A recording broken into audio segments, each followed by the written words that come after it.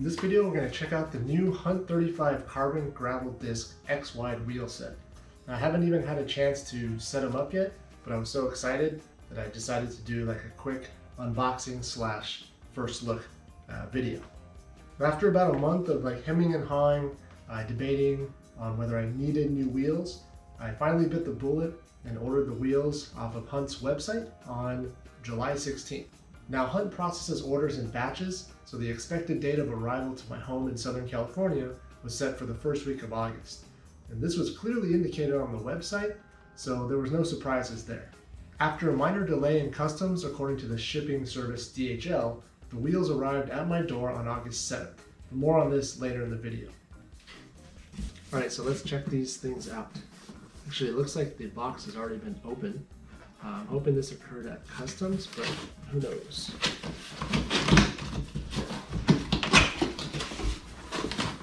Looks like everything's here. Bag of accessories includes one spare spoke of each size, plus washers and nipples, a pair of tubeless valves, a pair of 6-bolt disc adapters, and a couple of stickers. Cool. The wheels are packaged up pretty nicely in this corrugated cardboard. They're oriented diagonally so they don't touch, which makes a lot of sense. Let's open this up. So there's a front wheel here, very nice. The rims have been pre-taped for tubeless, just two very minimal Hunt logos. You can see the H-lock rim bed, which is supposed to make seating the bead for a tubeless tire a little bit easier. 28 spokes front and rear for off-road strength, laced up in a 2-cross pattern. They use J-Bend Pilar PSR aero-bladed spokes, and the hubs are rebranded Novatech, I believe. But for the price, I'm fine with it, as people seem to have good experience with them. Can't expect Chris King or DT Swiss 180s at this price point.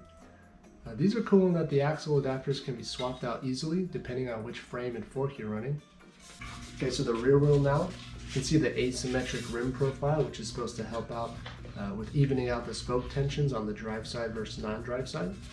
Got the 6-pawl rapid engage freehub, supposed to offer 5 degrees of engagement, so hopefully beneficial on those steep, chunky dirt climbs. Let's have a compulsory listen.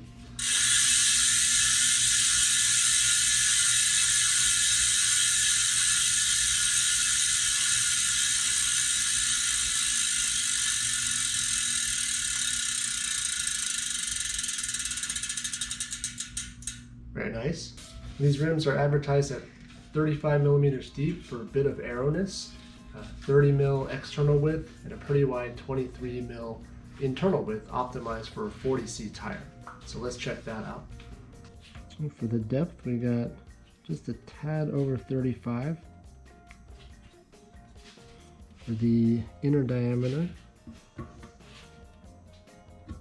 I've got 23 mil exactly.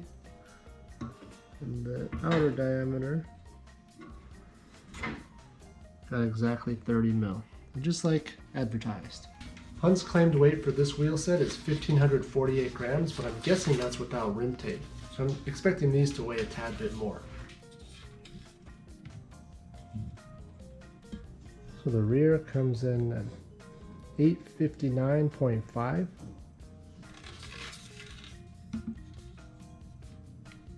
The front comes in right at 734.1 for a grand total of 1593.6. A little bit above, but no big deal. That should save me about 450 grams for my stock wheel set. And by the time I swap over tires and go tubeless, I think I calculated that I'd save about 800 grams. But we'll explore that in another video.